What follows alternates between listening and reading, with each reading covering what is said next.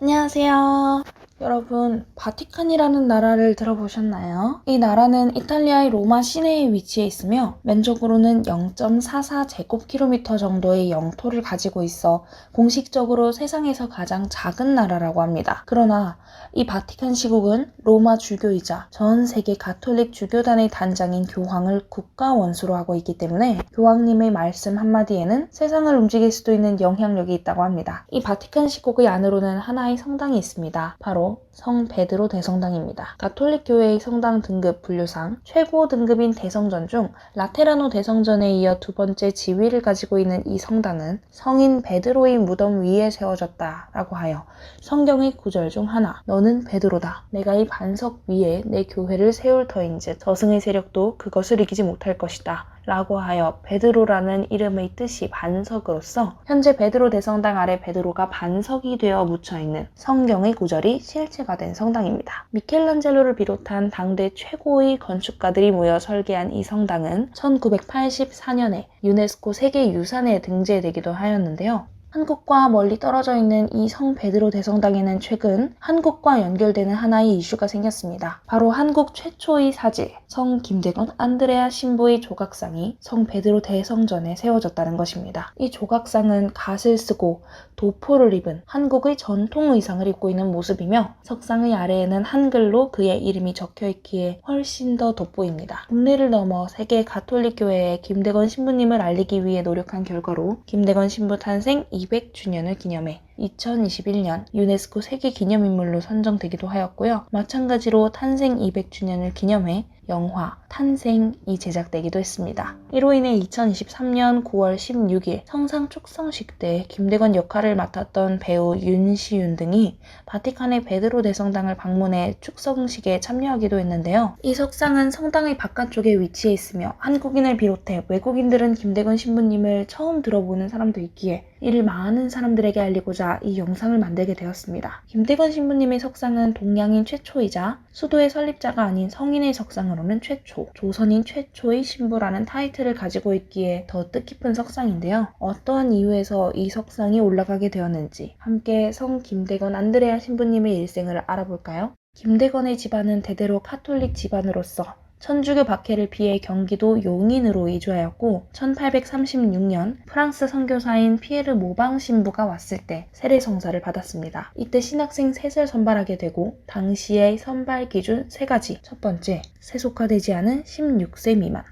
두 번째, 부모가 가톨릭 신자인 터라 어려서부터 신앙생활을 배운 사람일 것. 세 번째, 당사자가 성직자가 되려는 뜻이 있어야 함. 이것에 김대건은 모두 부합했습니다. 이에 최양업 토마스, 김대건 안드레아, 최방즈 프란치스코 신학생은 중국인 유방제 파치피코 신부와 함께 중국과 조선의 국경을 출발했으며 약 7개월이라는 시간을 거쳐 이듬해 6월 마카오에 도착해 사제 수업을 받게 됩니다. 이에 신학, 철학, 지리, 역사 등을 공부하기 위한 라틴어, 프랑스어 등을 배우게 되었고 이후 2월 프랑스의 에리고노 함장인 세실은 조선에 가기 위해 통역한 사람을 요청하게 됩니다.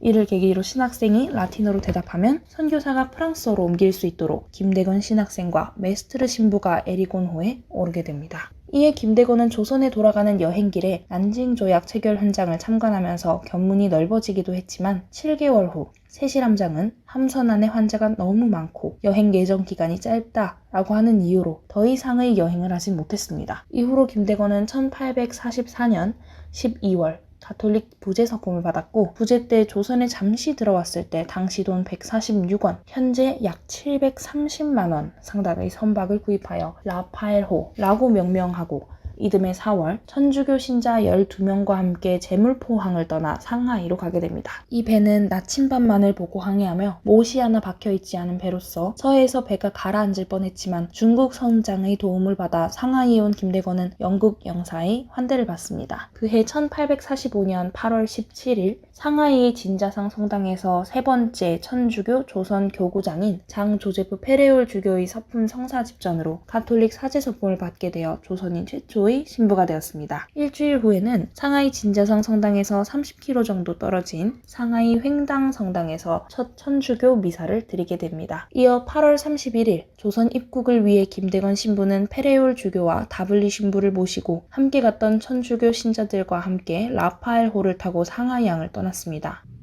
출항 3일 만에 서해 바다에서 풍랑을 만나 표류하다가 제주도에서 표착하기도 했지만 10월 12일 금강하류의 나바위에 무사히 도착했으며 김대건은 12월까지 한양과 경기도 일대에서 기해박해 당시 교회 지도자들인 선교사들의 순교로 어려운 상황 속에서도 사목을 했다고 합니다. 당시 상황으로 교세 확장보다도 더 시급한 것은 외국 선교사의 입국과 주청 선교부와의 통신 연락에 필요한 항로 개척이었기에 김대건은 이 항로를 알아내었고 1846년 6월 5일 천주교 선교사들이 들어와서 전도할 수 있는 항로를 그린 지도를 중국으로 가는 중국 어선에 넘겨주려다가 연평도 부근에서 순찰하던 관원들에게 체포되어 모진 고문을 받게 됩니다. 옥중에서도 그의 학식을 높이사 세계 지리에 관한 책을 만들었고 영국에서 만든 세계 지도를 라틴어 실력을 발휘하여 우리말로 옮김과 함께 색칠하여 헌종에게 바쳐지기도 했습니다. 일부 대신들은 그의 박학다식함을 아깝게 생각하여 구명운동을 벌였으나 김대건이 신학공부와 사목을 위해 외국인들과 접촉한 사실로 처벌해야 한다라고 하는 주장에 따라 그해 9월 15일 조선에서 금하던 천주교를 믿는다는 죄로 참수형을 선고받았고 이튿날 새남터에서 천주교 사제로 참수되어 순교의 길을 걷게 되었다고 합니다. 그가 순교 직전에 남긴 유언은 이러합니다. 나는 이제 마지막 시간을 맞았으니 여러분은 내 말을 똑똑히 들으십시오. 내가 외국인들과 교섭한 것은 내 종교와 내 하느님을 위해서였습니다. 나는 천주를 위해 죽는 것입니다. 영원한 생명이 내게 시작되려고 합니다. 여러분이 죽은 뒤에 행복하기를 원하면 천주교를 믿으십시오.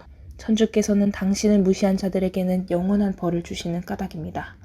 이후 1925년 7월 5일 교황 비오 11세는 그를 복자로 선포하였고 1984년 5월 6일 교황 요한 바오로 2세가 한국에 방문했을 때 그를 성인으로 시성하여 김대건 신부는 현재 한국 천주교회 성직자들의 수호성인으로 모셔지고 있습니다. 김대건 신부는 1821년부터 1846년까지 25세의 젊은 나이에 세상을 떠났으며 신부가 된 후 활동한 기간은 1년 정도로 길지 않았지만 그때 조선의 상황을 고려해봤을 때 이것은 큰 도약으로서 주목할 만한 것이었습니다. 조선의 실학자들에 의해 서학이라고 하는 것이 들어와 조선은 선교사의 도움을 받지 않고도 학문으로서 스스로 종교를 받아들인 유일무이한 가톨릭 국가로 떠올랐지만 이 천주교 신앙은 양반에서 서민으로 옮겨가며 사람은 하느님 앞에 평등하다라고 하는 사상이 반사회적인 분위기를 만들어내게 되었습니다. 그 속에서 조선의 천주교 박해가 끊이지 않았던 시대에 김대건 신부님의 활동은 문을 열어준 계기가 되었던 것입니다. 이에 지난 5월 24일 프란치스코 교황님께서는 공개 석상에서 김대건 신부를 언급하며 한국 순교자들처럼 넘어져도 일어날 수 있는 용기를 가지자라고 당부하기도 했습니다. 이러한 이유에서 한국과 아주 멀리 떨어져 있는 바티칸의 베드로 대성당에서는 2023년 9월 16일 한국어로 미사를 하고 계약을 맺는 내 피의 잔인이 죄를 사하여 주려고 너희와 많은 이를 위하여 흘릴비다. 성가를 부르며